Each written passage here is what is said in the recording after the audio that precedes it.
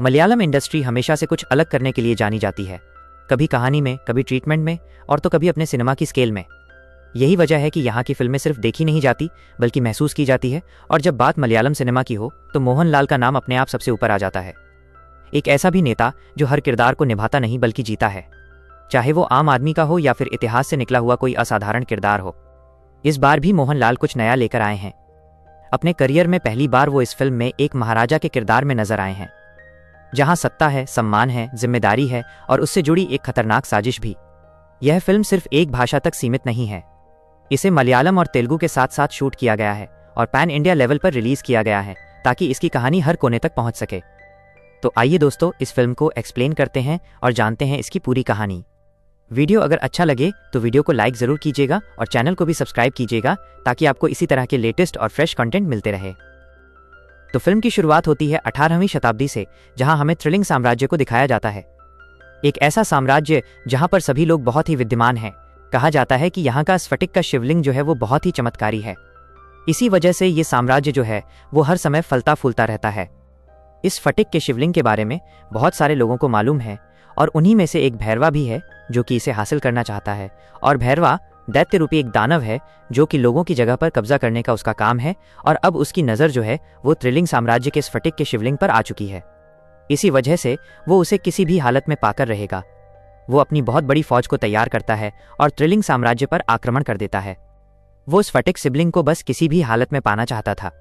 इसी वजह से वो यहाँ पर आक्रमण कर बहुत सारे लोगों को मार गिराता है कि तभी यहाँ एंट्री होती है त्रिलिंग साम्राज्य की महारानी की, जो कि यहाँ पे भैरवा के बहुत सारे लोगों को अकेले ही मार गिराती है। लेकिन भैरवा के बहुत सारे दानव थे जिनका सामना महारानी नहीं कर पा रही थी, क्योंकि भैरवा भी बहुत ही शक्तिशाली है और उसके सारे दानव भी बहुत शक्तिशाली हैं। जिस वजह से अब यहाँ पर एंट्री होती है त्रिलिंग साम्राज्य के राजा की, जिनका नाम है विजेंद्र ब्रिफ। तो राजा यहाँ पर आते ही भैरवा के बहुत सारे लोगों को अकेले ही मार गिराते हैं। हालांकि वो दानव थे, लेकिन राजा के पास भी बहुत सारी अनोखी शक्तियां हैं जिनका सामना यहाँ पर भैरवा के लोग नहीं कर पा रही थी। जिस वजह से अब भैरवा इस जंग को हारने लगा था। मौका देखकर भैरवा यहाँ से भागने की पूरी कोशिश करता है, लेकिन राजा उसके पीछे पड़ जाता है। और जब भैरवा जंगलों के रास्ते से जा रहा था तो यहाँ पर राजा जो है वो भैरवा के ऊपर 3 तीर छोड़ता है, जिनमें से 2 तीर तो भैरवा को लग चुके थे, लेकिन उनमें से एक तीर एक छोटे से बच्चे को लग जाता है, जिसकी तुरंत ही मौत भी हो जाती है। ये देखकर राजा हैरान रह चुका था, क्योंकि जाने अनजाने में उसने एक छोटे से बच्चे की जान ले ली थी। जिस बच्चे की जान गई है उसकी माँ भी यहीं पर बैठी थी और उसने सब कुछ अपनी आंखों से देखा है। माँ बहुत ज़्यादा रो रही थी और उसे बहुत ज़्यादा गुस्सा भी आ रहा था। और फिर गुस्से में उस बच्चे की माँ ने यहाँ राजा को एक श्राप दिया। उस बच्चे की माँ ने कहा कि जिस तरह से मेरे बच्चे की जान गई है उसी तरह से तेरे बच्चे की भी जान जाएगी और उस बच्चे की जान का जिम्मेदार तू ही होगा। राजा से वो सब कुछ जाने अनजाने में हुआ था, लेकिन राजा ने गलती तो की थी। अब आगे हम देखते हैं कि कुछ महीनों के बाद रानी प्रेग्नेंट थी और वो समय आ गया था जब रानी की डिलीवरी होनी थी। और फिर यहाँ पर रानी एक लड़के को जन्म देती है। जब बच्चे का जन्म हुआ तो राजा बहुत खुश हुआ था, लेकिन राजा को बच्चे से मिलने नहीं दिया जाता है, क्योंकि बच्चा जो है वो बहुत ही अशुभ मुहूर्त में पैदा हुआ है। अगर ऐसे में राजा उससे मिलेगा तो राजा समेत पूरे फैमिली पर जान का खतरा हो सकता है। एक बहुत बड़ा हवन करना पड़ेगा, उसके बाद भी कोई गारंटी नहीं है कि सब कुछ ठीक हो जाए। तो अब राजा वही करता है जो कि पंडित बोलते हैं। पंडित यहाँ एक बहुत बड़ा हवन करते हैं और फिर जाकर राजा को मौका मिलता है अपने बच्चे को देखने का। राजा अपने बच्चे को देख लेता है और जब राजा अपनी रानी और अपनी बच्ची समेत जब अपने बच्चे को प्रजा को दिखाने के लिए आ रहा था तो अचानक से राजा को वही औरत दिखने लगती है जिसका बच्चा राजा ने जाने अनजाने में मार दिया था। राजा के सामने अचानक जब वो औरत आई तो राजा डर जाता है और ये देखकर रानी भी डर जाती है, जिस वजह से जाने अनजाने में रानी के हाथ से बच्चा छूट जाता है और वो नदी में गिर जाता है और इस तरह से राजा का बच्चा मारा जाता है। तो जैसा कि उस औरत ने श्राप दिया था यहाँ पर वैसा ही हुआ है। जिसके बाद कहानी प्रेजेंट में आ जाती है, मतलब कि 2025 में, जहां आदित्य वर्मा नाम के आदमी को बिजनेस ऑफ द ईयर का अवार्ड दिया जा रहा था। लेकिन कुछ लोग हैं जो कि खुश नहीं है। उनका मानना यह है कि आदित्य वर्मा यहाँ का नहीं है।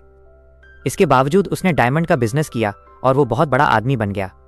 इन लोगों ने आदित्य वर्मा को मारने की सारी प्लानिंग कर ली है, लेकिन तभी यहाँ पर एंट्री होती है तेज नाम के लड़के की, जो कि यहाँ पर आकर उन लोगों को बहुत ही बेरहमी से मारने लगता है जो कि आदित्य वर्मा को मारने की प्लानिंग कर रहे थे।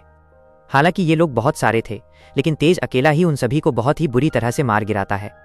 और अब हमें मालूम चलता है कि तेज दरअसल में आदित्य वर्मा का बेटा है और वो उनसे कहता है कि तुम्हें मेरे पिता को मारने से पहले तुम्हें मुझे मारना होगा, उसके बाद ही तुम मेरे पिता के पास पहुंच पाओगे। और अब आगे हम देखते हैं कि आदित्य वर्मा की एंट्री होती है और उन्हें बिजनेस ऑफ द ईयर का अवार्ड दिया जाता है। यहाँ पर आदित्य वर्मा एक छोटी सी स्पीच भी देते हैं जिसमें आदित्य वर्मा अपने गांव के बारे में बताते हैं। वो कहते हैं कि मैं देवन नगरी में रहा करता था, जहां बाजू से ही नदी बहती थी। हम सभी लोग उसमें नहाया करते थे। कुछ लोगों ने वहां से रेत का धंधा करना भी स्टार्ट किया और जब हमें मालूम चला कि इस रेत में डायमंड होते हैं तो हमने डायमंड निकालना चालू किया और फिर लोगों का भला करना स्टार्ट कर दिया। मालूम चलता है कि आदित्य वर्मा बहुत सारा पैसा जो है वो डोनेट करता है। अब आदित्य वर्मा अपने घर जाता है जहां वो अपने बेटे तेज से मिलता है। उन दोनों की बातों से हमें मालूम चलता है कि दोनों बाप बेटे नहीं बल्कि दोस्तों की तरह रहते हैं। दोनों एक दूसरे को बहुत ही अच्छे से समझते हैं और आदित्य वर्मा चाहते हैं कि तेज जल्द से जल्द शादी कर ले। यहाँ हमें यह भी मालूम चलता है कि तेज जब छोटा था, जब वो 2 साल का था, तब उसकी माँ उसे छोड़कर जा चुकी है। इसी वजह से दोनों ही एक दूसरे का बहुत ज़्यादा ख्याल रखते हैं। तो इस तरह से आदित्य वर्मा अपने बेटे के साथ लाइफ बहुत अच्छे से जी रहा है। तो वहीं दूसरी तरफ आदित्य वर्मा का गांव देवनगरी में, वहां चंद्रू नाम का एक आदमी देवनगरी में ही आदित्य का इंतजार कर रहा है। 20 साल पहले पता नहीं उनके बीच में ऐसा क्या हुआ था कि उनके बीच में भयंकर लड़ाई है और चंद्रू आदित्य का बस इंतजार कर रहा है कि कब आदित्य गांव आएगा और वो उसे मार सकेगा। आगे हम देखते हैं कि जब आदि सो रहा था तो अचानक से उसे कुछ सपने आते हैं जो कि उसे बहुत डराते हैं। ये सारे सपने राजा महाराजा वाले थे 18वीं शताब्दी के, और ऐसा पहली बार नहीं हुआ था जब आदि को ये सपने आए थे। ऐसे सपने आदि को हमेशा आते रहते थे, लेकिन अब हद हो रही थी, जिस वजह से तेज को कुछ ना कुछ तो करना ही था। इसलिए तेज अपने पर्सनल डॉक्टर से मिलने के लिए जाता है, जहां वो आदित्य के बारे में, मतलब कि अपने पिता के बारे में सब कुछ बताता है। डॉक्टर को भी आदि के बारे में सब कुछ पता है, लेकिन उन्हें समझ नहीं आ रहा है कि आखिरकार सारी रिपोर्ट्स नॉर्मल होने के बाद भी आदि को क्या प्रॉब्लम हो रही है। अब डॉक्टर तेज की मुलाकात दामिनी नाम की लड़की से करवाता है। मालूम चलता है कि दामिनी दरअसल में साइकोलॉजी की डॉक्टर है और वो बहुत ही ज्यादा एक्सपर्ट भी है, जिस वजह से अब यहाँ पर दामिनी को ही आदि की प्रॉब्लम को सॉल्व करना था। इसी वजह से दामिनी और तेज काफी अच्छे दोस्त बन जाते हैं। तेज अपने पिता के बारे में दामिनी को सब कुछ बता देता है, जिसके बाद वो लोग एक बड़े डॉक्टर के पास जाते हैं, मिश्रा जी के पास। मिश्रा जी को तेज ने अपने पिता की सारी प्रॉब्लम्स के बारे में बता दिया था।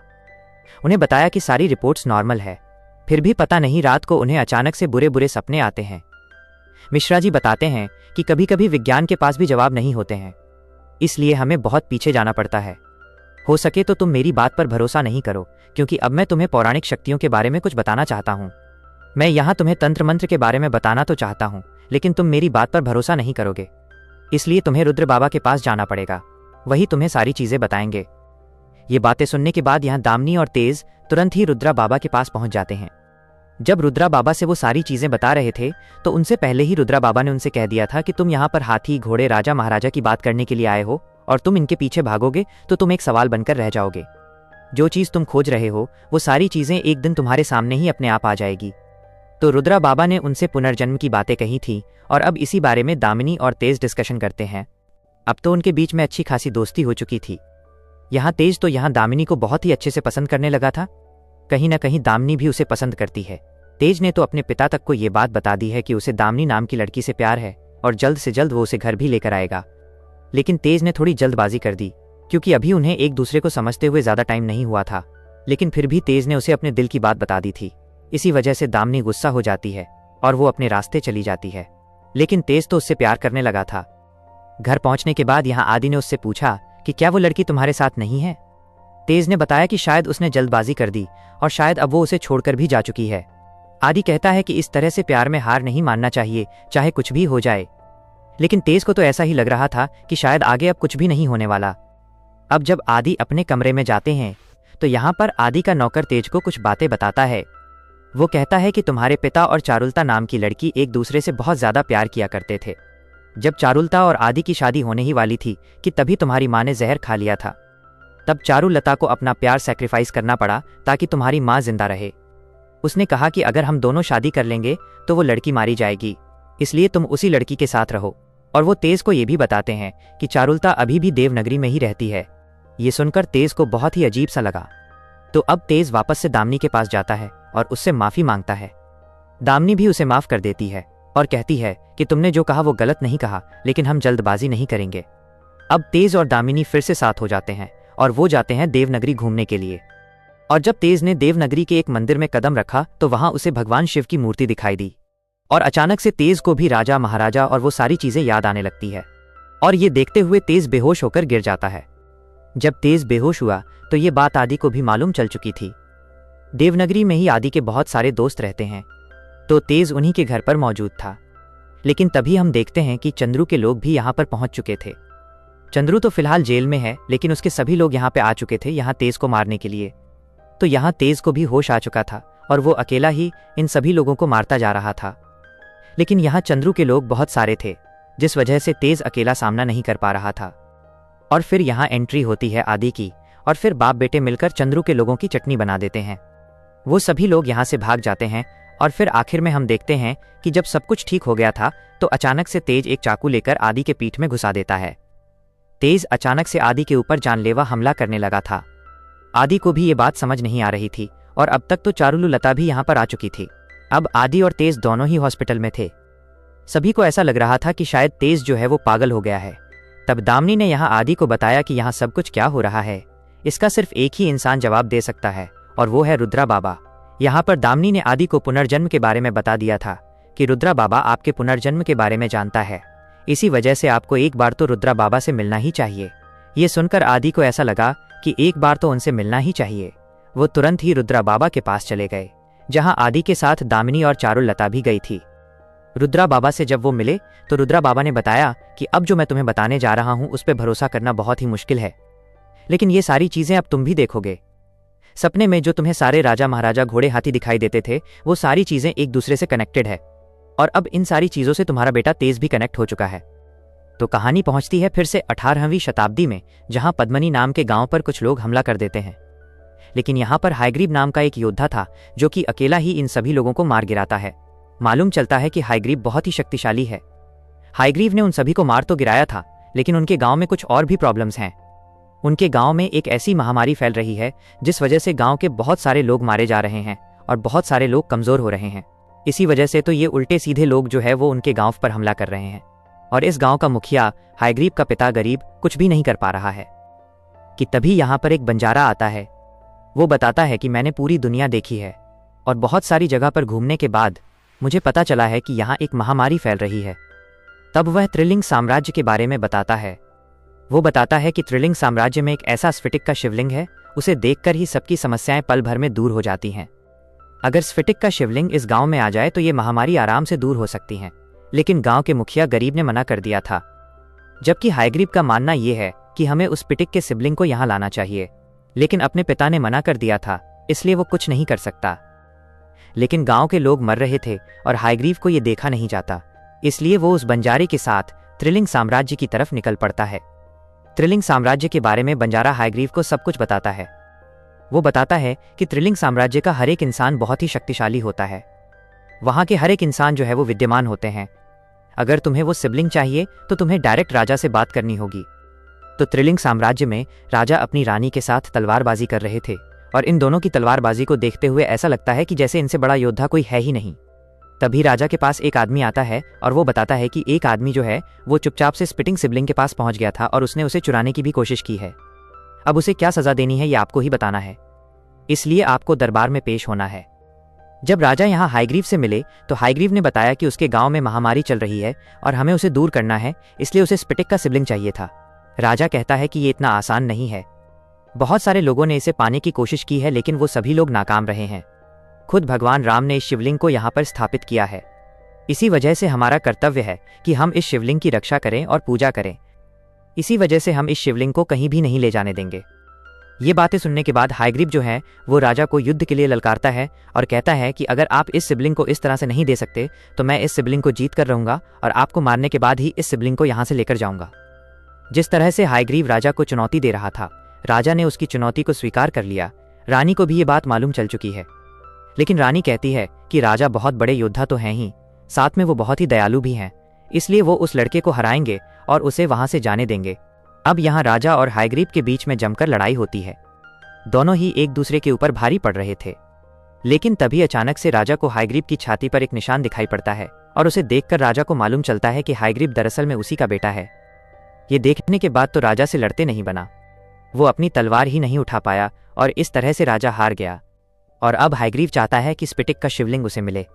तब राजा महल के अंदर जाता है और भगवान शिव के सामने कहता है कि हे भगवान, तू मुझे किस प्रॉब्लम में फंसा रहा है। एक तरफ मेरा बेटा है तो दूसरी तरफ प्रजा है। अगर मैंने अपने बेटे को छोड़ दिया तो प्रजा के साथ अन्याय होगा, क्योंकि नियम सभी के लिए एक ही होना चाहिए। यह सारी बातें जब राजा भगवान शिव की मूर्ति के सामने बोल ही रहे थे कि तभी हम देखते हैं कि रानी हायग्रीव से लड़ने के लिए पहुंच जाती है। रानी भी बहुत खतरनाक है और शक्तिशाली भी। उनके पास भी बहुत सारी विद्याएं हैं। लेकिन रानी का बेटा भी तो हायग्रीव ही है ना। यहां पर उन दोनों के बीच में भी जमकर फाइट होती है। लेकिन आखिर में हायग्रीव ने रानी को मार डाला था। उसने उनकी गर्दन को अलग कर दिया था। और तभी हम देखते हैं कि हायग्रीव के पिता गरीब भी यहां पर पहुंच चुके थे और राजा ने भी यहां रानी को मरते हुए देख लिया था। वो कुछ नहीं कर सकता, क्योंकि राजा को मालूम है कि ये सब कुछ उसके बेटे ने ही किया है। लेकिन ये देखकर सभी लोग हैरान रह चुके थे। और गरीब जब यहां पहुंचा तो उसने हायग्रीव को बताया कि तूने बहुत बड़ी गलती कर दी है, क्योंकि हाल ही में तूने जिसको मारा है वो कोई और नहीं बल्कि तेरी असली माँ थी और राजा तेरे असली पिता हैं। लेकिन यह बात तो राजा को भी नहीं मालूम थी। और अब गरीब यहाँ पे सारी चीजें बताता है।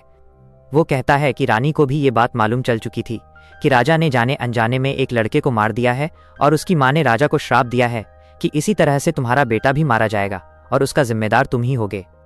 तब रानी समझ चुकी थी कि अगर उनका बेटा यहाँ रहा तो जाने अनजाने में राजा के हाथ उनका बेटा मारा जाएगा।